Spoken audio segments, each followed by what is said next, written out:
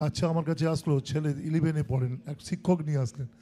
তার বাবা মা দেনার দায়ে ছেড়ে চলে গেছেন। ছেলেটির কি হবে, ছেলেটি কোথায় থাকবে, ছেলেটি কি খাবে। আমি একটি অন্ন সত্ত্বের প্রোগ্রাম করি আমার ক্লাব থেকে, মানে রেগুলার 28 জন নিরন্ন মানুষকে খাওয়াই।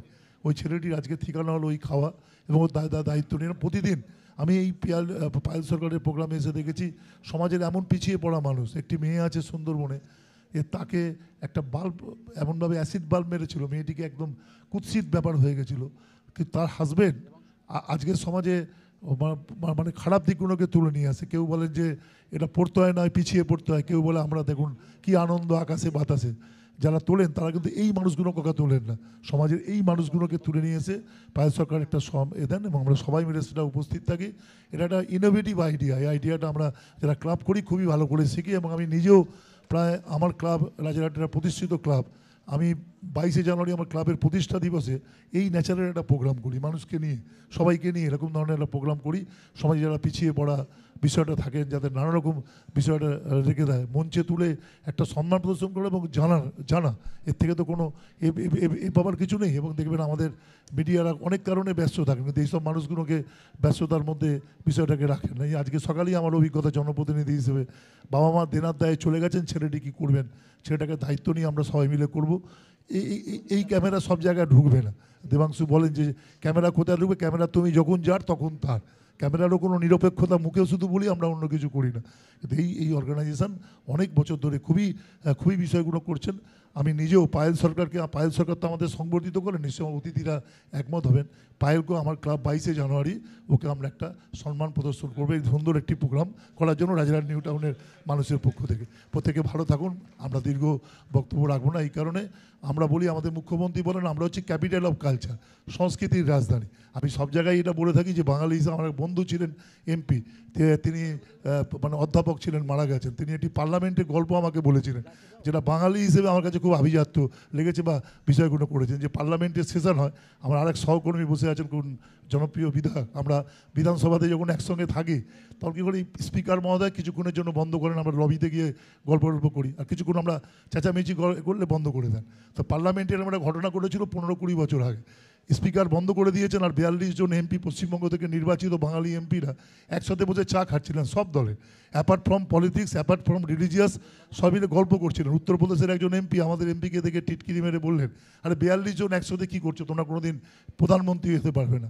এইটা শোনার পর সবাইকার যেন বাংলার আত্মবিমানে ঘা লাগলো। সবাই কানে কানে কথা বলে কিছুক্ষণ বাদে ওই উত্তরপ্রদেশের এমপিকে ডাকলো, ডেকে বললো, ভাই কী বললে, আমরা প্রধানমন্ত্রী হতে পারি আর না পারি তার জন্য কোনো দুঃখ নেই, কিন্তু আমরা যা করে রেখেছি তার জন্য আমাদের উঠতে আর বসতে হয়। বলে কী করে রেখেছো, বলে পার্লামেন্টে জাতীয় সঙ্গীত শুরু হয়, জাতীয় সঙ্গীত দিয়ে শুরু হয়, সেটা রচনা করেছেন রবীন্দ্রনাথ ঠাকুর। বলে ভাই এক থাপ্পড় মারলে, বলে আরও কয়েকটা থাপ্পড় খাওয়ার জন্য রেডি থাকো, পাশের রাষ্ট্র বাংলাদেশ, তারও জাতীয় সঙ্গীত রচনা করেছেন রবীন্দ্রনাথ ঠাকুর। সে বললেন ভাই 2 থাপ্পড় মারলে, বলে 3টে গাল তো নেই, পিঠটা পেটে দাও। পাশে শ্রীলঙ্কা, তারও জাতীয় সঙ্গীত রচনা করেছেন রবীন্দ্রনাথ ঠাকুর। বলে আমরা কালচার কৃষ্টি এটা বাদ দিয়ে কখনো হতে পারে না। যেমন একজন কৃষক বন্ধু চাষকে উর্বর করেন, আমাদের মস্তিষ্কের সংস্কৃতি ছাড়া আমরা কখনো কোনো কাজটা এগোতে পারবো না।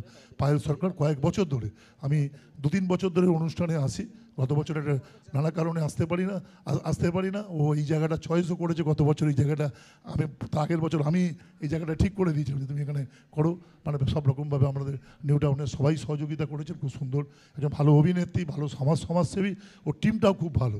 আপনারা সবাই আছেন, সবাইকে আমার নমস্কার নেবেন। এটা আমার বিধানসভা অঞ্চল, আমার সমস্ত নাগরিকদের পক্ষ থেকে, আমি ক্লাব করা মানুষ, সমস্ত ক্লাব সংগঠনের পক্ষ থেকে আমরা ধন্যবাদ।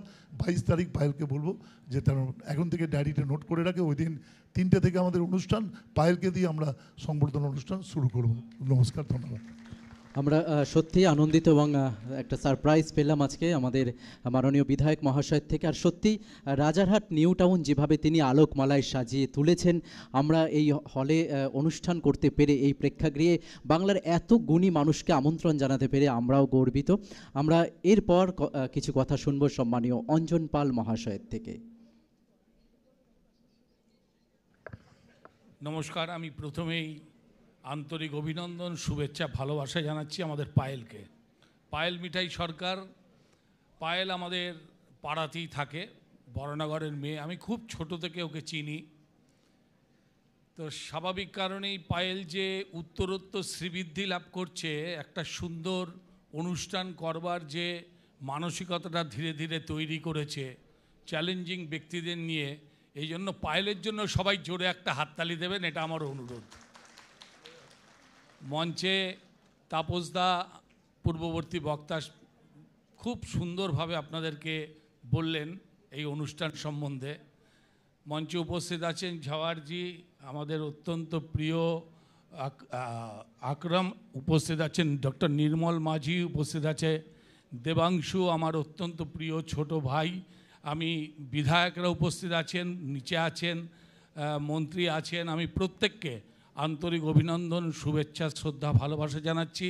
তার কারণ এই রকম একটা অনুষ্ঠানকে কেন্দ্র করে আমার বিশ্বাস যে সমাজের যারা অবহেলিত, যারা দরিদ্র, যারা পিছিয়ে পড়া, তারা ভীষণভাবে অনুপ্রাণিত হয় এবং আগামী দিনে আমাদের এই যে সমাজটা রয়েছে যারা পিছিয়ে আছে, সেই বৃহত্তর সমাজ আরও এগিয়ে আসুক এবং সুরক্ষিত থাকুক, সেজন্য পায়েলের অবদান অনস্বীকার্য।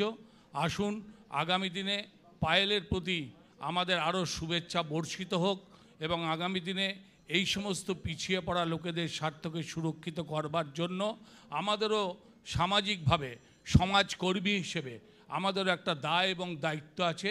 নিষ্ঠার সঙ্গে, পবিত্রতার সঙ্গে সেই দায় এবং দায়িত্ব যাতে আমরা পালন করতে পারি, সেই চেষ্টা আমাদের প্রত্যেককেই করতে হবে এবং মানসিক পবিত্রতা নিয়ে এই চেষ্টাটা করতে হবে। দেখবেন আমরা প্রত্যেকেই ছোট ছোট অনেক কাজ করি, প্রতিকূলতা আছে, সেই প্রতিকূলতাগুলোকে কিন্তু কাটিয়ে উঠতে হবে। স্বাভাবিক কারণেই সমস্ত প্রতিকূলতাকে কাটিয়ে উঠে পায়েল যেভাবে সমৃদ্ধশালী করেছে এই সমস্ত ব্যক্তিগুলোকে, দেখবেন আমরাও সবাই মিলে যদি চেষ্টা করি তবে আরও অনেক বেশি কাজ আমরা করতে পারবো, এই বিশ্বাস আমার আছে।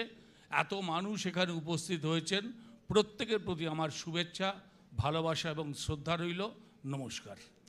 অসংখ্য কৃতজ্ঞতা জানাই সম্মানীয় অঞ্জন পাল মহাশয়কে। আর অঞ্জনদার দুর্গাপুজো কিন্তু মানে অনেক আগে থেকেই বহু মানুষের কাছে জনপ্রিয়তা পেয়ে গেছে। আপনারা সবাই যাবেন অঞ্জনদার দুর্গাপুজো দেখতে। আমরা এই মুহূর্তে আমাদের মধ্যে পেয়েছি অনেকক্ষণ ধরে যিনি আমাদের সাথে রয়েছেন, সম্মানীয় দেবাংশু ভট্টাচার্য। একটা জোরে করতালি হোক দেবাংশুর জন্য। সম্মানীয় দেবাংশু ভট্টাচার্যকে আমরা এই মুহূর্তে বরণ করে নেব। AITC spoke person West Bengal state IT incharge সম্মানীয় দেবাংশু ভট্টাচার্যকে এই মুহূর্তে আমরা পায়েল সরকার অর্গানাইজেশন প্রাইভেট লিমিটেডের পক্ষ থেকে বরণ করে নিচ্ছি। বরণ করে নিচ্ছেন টেলি অভিনেত্রী পায়েল মিঠাই সরকার। একটা জোরে করতালি হোক সম্মানীয় দেবাংশু ভট্টাচার্য সহ সমস্ত অতিথিবর্গের জন্য।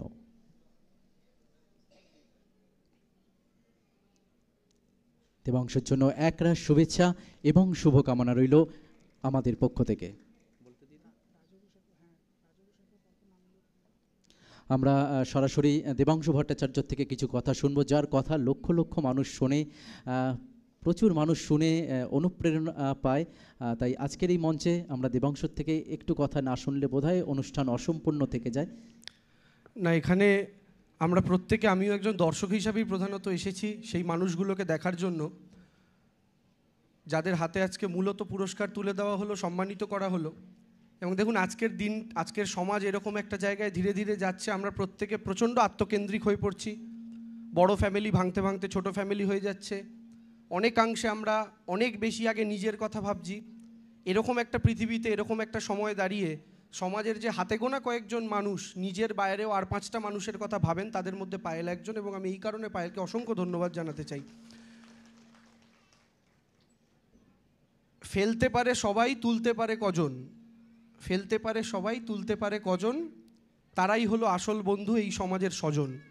তা আমি এটা ব্যক্তিগতভাবে বিশ্বাস করি যে মানুষগুলো সমাজের বিভিন্ন প্রান্ত থেকে, শুধু পায়েল নেতৃত্ব দিচ্ছে, পায়েলের সাথে যে পায়েলের টিম যারা ব্যাকগ্রাউন্ডে কাজ করছে, যারা গ্রামে গঞ্জে ঘুরে এরকম মানুষদেরকে তুলে আনছেন, যারা এইরকম একটা চ্যালেঞ্জিং পরিস্থিতিতে দাঁড়িয়েও রোজ লড়াই করছেন এবং সেই যুদ্ধে জিতছেন, সেই সমস্ত মানুষগুলোর সাথে আমাদের দেখা করিয়ে দেওয়ার সুযোগ করে দেওয়ার জন্য পায়েলকে ধন্যবাদ জানাই। এবং আপনাদের প্রত্যেককে ধন্যবাদ জানাই, আপনারা এসছেন, আপনারা তাদেরকে প্রত্যেককে উৎসাহিত করলেন। মঞ্চে তাপসদা আছেন, মঞ্চে আমাদের বিজনেসম্যান সাহেব আছেন, যার হাতে একটু আগে পুরস্কার তুলে দেওয়া হলো। মঞ্চে অঞ্জনদা আছে। অঞ্জনদার বরানগরের নপাড়া দাদাভাই সঙ্গের পুজো ভীষণ বিখ্যাত, আপনাদের মধ্যে হয়তো অনেকেই যান দেখতে। সে বিরাট লম্বা লাইন দিয়ে দেখে ঢুকতে হয়, বিরাট ভিড় হয়, সেই অঞ্জনদার পুজো। আমাদের আখরুজ্জামানদা আছেন, আমাদের মাননীয় মন্ত্রী। আমাদের রূপবানুরদা আছেন, অরিন্দম গুইন্দা আছেন, চাপদানির এমএলএ। আমাদের তাপসদা আছেন, আপনারা যে এলাকায় প্রোগ্রাম করছেন এখানকার এমএলএ, এবং ইনিও একজন সমাজসেবী। প্রচুর সারা বছর ধরে রক্তদান শিবিরে আমি বহু জায়গাতে গেছি, তাপসদা এমন রক্তদান শিবির করেন, সারা বছরের রক্তদান শিবিরের ক্যালেন্ডার বছরের শুরুতে তৈরি করে নেন, আর সেই ক্যালেন্ডারটা ছাপিয়ে সবাইকে পাঠিয়ে দেয় যে এই ডেটে প্রত্যেক মাসে ফিক্সড একটা করে রক্তদান। তো এটাও তাপসদার একটা ইউনিক দিক। এবং আমাদের নির্মলদা তো আছেনই, আমাদের রাজ্যের মাননীয় মুখ্যমন্ত্রী, অনেক পুরনো দিনের সঙ্গী এবং দীর্ঘদিন চিকিৎসা পেশার সঙ্গে শুধু যুক্ত থাকেননি, চিকিৎসা সংক্রান্ত যে আন্দোলনগুলো, মানুষ যেন সুস্বাস্থ্য পান সেই সংক্রান্ত যে আন্দোলনগুলো, সেগুলোও করেছেন। আমি আপনাদের আরও একবার ধন্যবাদ জানাই, পায়েলকে ধন্যবাদ জানাই আমাকে ডাকার জন্য, এবং আমি এখানে আসতে পেরে সত্যিই গর্বিত। এই মঞ্চে আমি কতটা দাঁড়ানোর যোগ্য আমি জানি না, কারণ যে মানুষগুলো এসেছিলেন, যাদের হাতে আমরা পুরস্কার তুলে দিলাম, তাদের হাতে আমিও কতটা পুরস্কার তুলে দেওয়ার যোগ্য আমি জানি না।